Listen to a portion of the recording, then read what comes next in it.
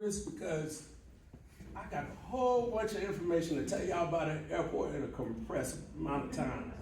But I'm not worried because I have such an excellent director. There's some things you're gonna see me skip that I see she covered this morning. So first, let me introduce myself in clear confusion, so to speak. My name is James Vos. I'm a small business development specialist at the airport. I serve in a dual role because I actually work for the Office of Economic and Small Business Development, but due to the level of depth and the attention that the airport requires, I'm physically stationed and work with the people at the airport to make sure I'm in touch to maximize opportunities that I create for you. So I work for both agencies. So that's why you're seeing both of us here. So the reason why I'm here this afternoon is to make sure that you know the latest developments of our airport and you can take advantage of the opportunities that were created for you. So let's just go ahead and do, what do y'all say? Deep dive, or take off. So you know that Broward, we are ordained by the commission to basically apply and administer the program. And you know our commissioners are very proud politicians who want Broward to be an accountable government in the sense that we're transparent, responsive to our community, connected, develop economic opportunities, healthy, not just medically, in terms of making sure wellness. I love parks, guys. Broward has some of the best parks in the state. Side note, take advantage. And resilient in the sense that we're sustainable. Next slide, please. Uh-oh, ain't it working? He done clicked it to death. I did. Okay, like I told you, what we're gonna do is just talk about our airports. I'm just gonna touch on certification, give you some program updates and let you know about opportunities we have here at FL. Next slide. Okay, if you don't know, all our small business owners, you are the majority here in Broward County. About 89 to 90% of our businesses have 20 employees or less. So if you feel intimidated and alone, you're not here. Next slide. Come on. Oh, you're doing fine, sir. So let me just give you a spiel about Broward County Airport. What I'm learning, I've been in the aviation field for 3 years, and airport executives have a running joke where they say all airports are alike. If you guys are travelers, you know that is not the case. Each and every airport has its own aesthetics that are designed for that location. That could be certain restaurants, certain designs, different type of things. As far as Broward is concerned, Broward has 2 airports, by the way. You know about Fort Lauderdale, which is our main commercial airport, which has 4 terminals and 66 gates. And then we have North Perry, which is our, I want to say, second airport, but it's more or less a private airport that does business and private class. And it operates as a reliever to take business flights to relieve that traffic from FL. Next slide. Oh, don't worry about it. I actually know this. So a lot of people ask, why do we have an ACDBE or DBE program? You heard about the DBE program, which is your Disadvantaged Business Enterprise. Now, the ACDBE program is the DBE program specialized specifically for airport concessions. The FAA administers a grant program. Every airport that applies or receives more than $250,000 annually has to create and develop goal opportunities regarding the ACDBE and the DBE. Next slide. Okay, I'm just gonna breeze through this. Maribel talked about this morning. The Federal Small Business Program is the DBE program.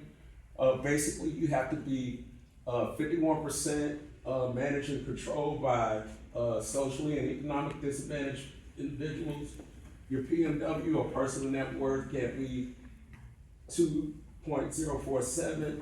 You must be a for-profit business and in business for at least a year. As far as the gross receipts, it's not a 3-year average. Airports, you stay in the business longer. It's a 5-year average, and once you exceed that, you graduate from the program and become millionaires, because that's what most of them do anyway. Next slide. Okay, I don't see this one, but I'm just gonna tell you about it. If you haven't heard, there's been a drastic change to the DBE program. We were passed down what is known as IFR, interim final rule, on October 3rd. And basically what it did was it suspended creating race and gender specific preferences for the program. So as you know it, minority, socially economic base, whether you're Hispanic owned, American Indian, that's no longer. The program is gonna be race and gender neutral moving forward. So what we're gonna do, what we are doing is this. Even though that is gone, you business owners, you still got to eat. So what we're doing is we have what is known as a personal narrative that we're reevaluating those businesses, and when they apply, they have to give the who, what, when, where, and why as to what designates them as a disadvantaged business enterprise. It could be lack of economics, lack of education, lack of access to certain type of capabilities that they need to get a leg up, etc. Are you go to the next one? Okay, we can skip that. You know, it's temporarily suspended. As for our local program, that's business as usual. If you don't know, it's known as a county business enterprise or a CBE program. And the prerequisites is your personal net worth has to be below $1.3 million, and you have to be located in Broward County and be in business for at least 1 year. And we do certify home-based businesses. The smaller component is known as the SBE reserve. That's your, I heard a gentleman say from the school board this morning, shelter market. Those are projects that are earmarked for small business owners that are, the value is below $250,000. And that's basically the smaller component of that program. Next slide, please. Okay, next slide. All right, try to do this in one breath. I don't know how many of you guys attended the airport's industry day. If you didn't, it was a big meeting that they had in November where the airport explained its new master plan. I am going to give you the edited version of that, meaning I'm going to tell you about phase 1 because number one, those are things that you can see, touch, and feel that are going on right now. As far as that's concerned, the phase 1 of the master plan development consists of the construction of Terminal 5, the extension of the existing Terminal 4 West to meet Terminal 5, the construction of the airport people mover, and last but certainly not least, the construction of the intermodal center. I've seen the designs for this, guys, and this is a huge, massive building that is built to coordinate transportation not only from the airport, but secondary, such as tour buses, shuttles, etc. And then when it's done, there's gonna be, that says 7,000, but they're gonna build 6,700 parking spaces. So I have those problems parking just like y'all when I come to the airport, and I work there. That's gonna be designed to eliminate that. And when that's done, the Palm Garage, short term, they're gonna demolish that. Next. I thought you were gonna get employee parking there. Oh, I wish, but they designate places, so we'll be all right. How am I running on time? Because I know. We're about to hit the 5-minute mark. Okay, I'm going fast as I can, guys, because I want y'all to know this. You're rocking and rolling, baby. This, if you don't know, there's gonna be a 5th terminal that's built at the airport. And we have 66 gates. This is gonna be 5 more. That's gonna take that number to 71. And I just spoke with the PM or project manager. The design is done. So what they're now concentrating on is the negotiating and putting together that construction team. There are no goals on this project, but you always need a local development workforce to make a project a success. When these big companies come down here, they don't want to reinvent the wheel. They rather see, touch, and feel organizations that know their workforce, as I heard, know their community, and can do that legwork for them so they can concentrate on the job. So look at the value. Don't look at a goal, look at the value. Because ultimately, what President Clinton used to say, trickle down, that's true. It's gonna trickle down to you. Next slide, please. Okay, yeah. Yolanda stepped in the room perfectly. This is my coworker, Yolanda Gray, everyone. She does the, what you call small business compliance or review for this project. Fortunately, we were able to assign DBE goals to a few of the airport's premier projects before that interim rule came in. This is one of them. Basically, you know how you walk in the airport now and you gotta walk out? When this is done, you'll be able to walk in post-security and go from one side to the other.